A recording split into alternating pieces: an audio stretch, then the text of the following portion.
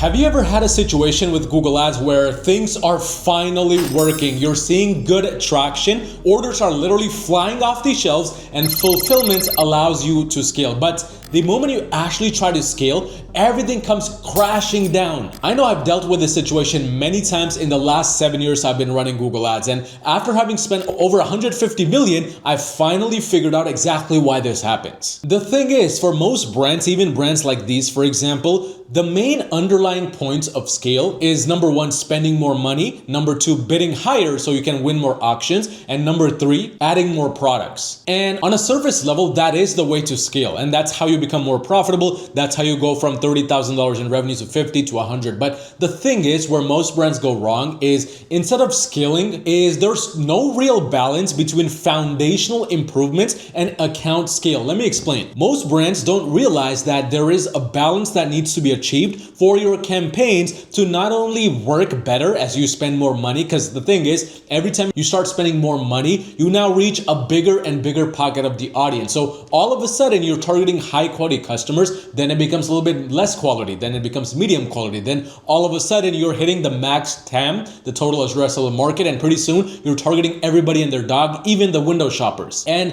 the thing is, with no balance between the foundational improvements, I'm talking landing page experience, I'm talking what people see when, for example, they go on Google and type in the keyword for your product, like in this situation, 3D printer, and see the ads, there's no balance between this scaling up along with your campaign structure, along with your budget. So it's natural that as you scale up, more of the individuals you're now reaching no longer want to buy your product because it's not talking to them directly. Because see, the thing is, the balance between foundational improvements is so that you improve your spend, you increase the number of people you're targeting, and your ads still continue to talk to more and more of the people that are seeing your ads. Because now within the 3D printer industry, for example, if you were just targeting a specific type of 3D printer, let's say people buying 3D printers for their business, and all of a sudden you increase the scale, now you start targeting people who want to use the 3D printer in their home. And all of a sudden there's a mismatch between what you're saying versus what the user wants to buy the product for. And this mismatch is what causes balance issues. This is where scale and ROAS really start to fluctuate. So if you're dealing with this right now and you haven't really focused on your product feed, the foundations, the next thing you need to be doing is not to go in and launch more campaigns, expand to YouTube campaigns, because maybe YouTube works better than PMAX, or even go after search or shopping, but rather to take a step back and identify the major things that even refer to the foundation. I'm talking the landing page experience, the product feed, the product images, titles, even the reviews, and if you have any promos, those make a massive difference between you scaling with Google versus you just cruising by. Because this also ties into the second major reason why your ROAS drops every time you try to scale, which is your account is targeting the wrong audience. What most brands don't realize is the reason why we want to improve our foundations in step number one and reason number one is so that we can target the right audience. Because on a surface level, it's very easy to think that just because somebody is typing in the 3D printer keyword and your ad is coming in for these auctions and for these listings, that these people want to buy your product. But the thing is, I just typed in the keyword 3D printer and I'm not even a buyer in this audience, but yet all of these ads were shown to me. So in this situation, the actual winners, the brands that actually won, were the brands that didn't even rank here for my search. Because what Google did in terms of showing these ads to me is Google looked at my previous search history. It looked at what kind of things I have already interacted with. Maybe if I've purchased something from a Google shopping listing by clicking on it, or if I've looked through the search ads, so on and so forth. Google identifies all those things and then it decides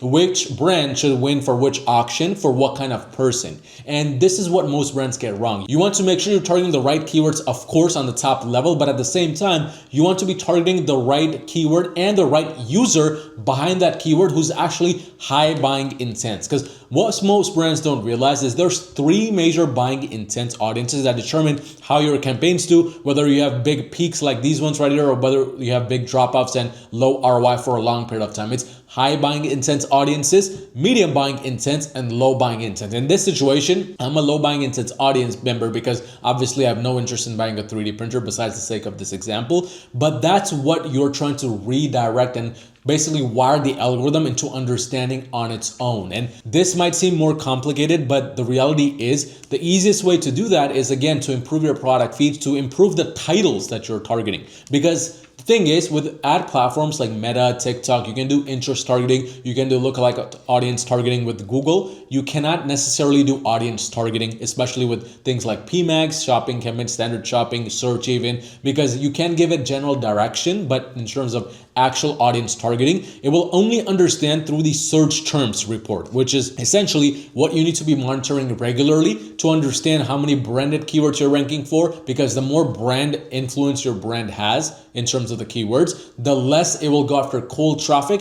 And over time, this makes it so the algorithm completely gets derailed from finding perfect users that are cold traffic customers that have never heard about your brand. But also second, if we look right here, we're ranking for 33,000 keywords. And the thing is, if you're not paying attention to the brand, if you're not really looking at what you're ranking for versus what you're not ranking for, it's very easy to have irrelevant keywords, unqualified keywords start entering the mix, and pretty soon, if they're not excluded, if they're not dealt with properly with the right strategy, that's when Google starts to think that those are the right keywords to go after, because nobody punished the algorithm for the wrong behavior, and as a result, it starts wasting your money completely until you're further and further away from reaching the profitability you want to truly achieve. So it all boils down to focusing on things that target the right audience through the Google Merchant Center strategy, by incorporating the things you see on the left-hand side under refined results, by having better product titles, even the images, making sure your images are high perceived value, reaching a perfect customer. Because now this brings us to the third most common reason why brands have ROAS drop every time they try to scale spend, which is overcomplicated structure. I can't tell you how many brands we audit on a regular basis under my Google Ads agency, which,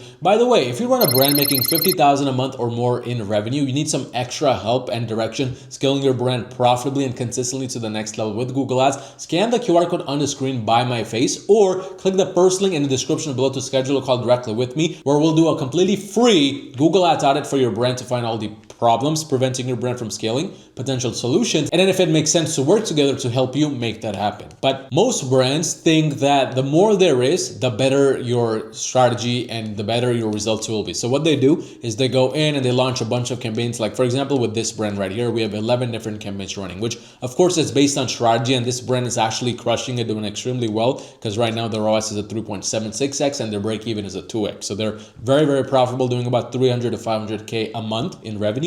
But let's assume this wasn't doing well. What most brands do is they think we need more activity if it's not doing well. If we're not scaling, if we're not profitable, it's because we don't have enough campaigns, or if we're not bidding high enough. That's why we're not attracting the right audience. So they go out and they do the things that you should actually be staying away from during the unprofitable time period. And 9 times out of 10, from my experience, the account that has too much going on is the account that is struggling to scale. And this sounds counterintuitive, but anytime you're struggling to scale or your profitability is at an all-time low, you want to actually go in and consolidate your approach more. If you have 5 campaigns, get only 3 campaigns running with a proper strategy, with proper budget allocation for each campaign, to ensure, number one, that you have a minimum of 50 to 100 conversions coming in on a month-to-month basis, because the volume of conversions directly feeds data to the algorithm and to the campaigns, especially if it's smart bidding, and makes it smarter. So without that, it's not going to work out for the brand. But in addition, in this situation, you want to make sure that your campaign structure is dealing with what is already proven to work. So for example, going from 5 campaigns to 3, it should be based around the products which are already working or which have already proven to work. It should all be about database consolidation, not just emotions or feelings, or you think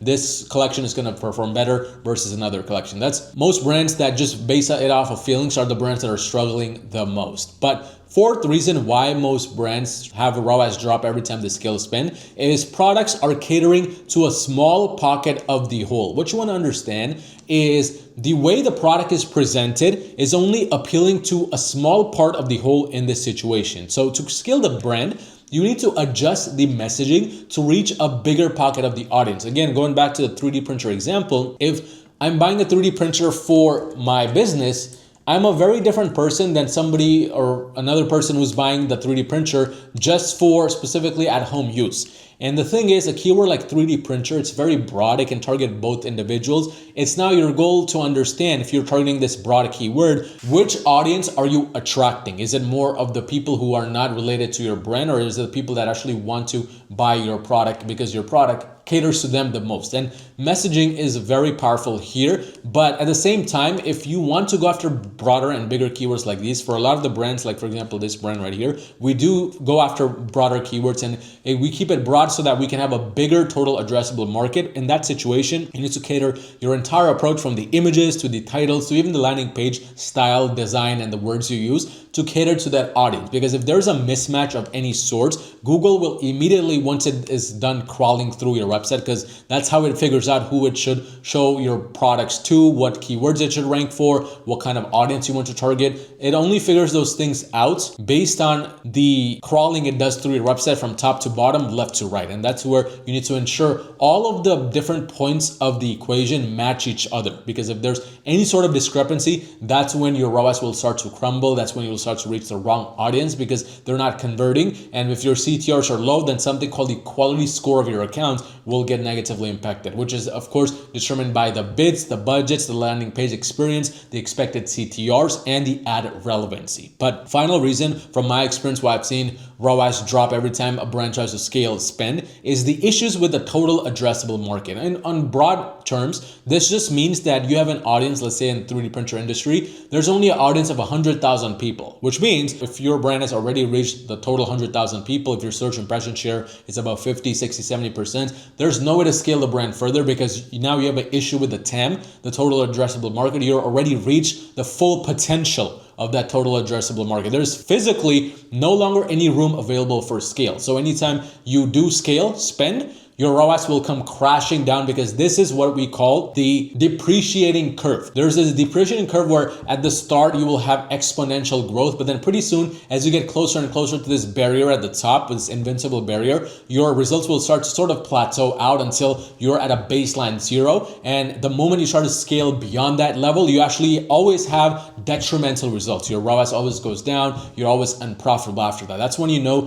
that you have reached that detrimental curve, even after you have done all of the fixes based on the previous 4 specifics we went over here. But at the end of the day, fixing your ROAS when it comes to Google Ads and scaling should not be guesswork. It should be very systematic. It should be a strategy that you follow one step at a time, which again, if you're not really sure how to do that on your own, and if you're ready to run a brand making over $50,000 a month in revenue, scan the QR code on the screen or click the first link in the description below to directly schedule a call with me, and let's see how we can potentially work together to scale your brand profitably and consistently to the next level.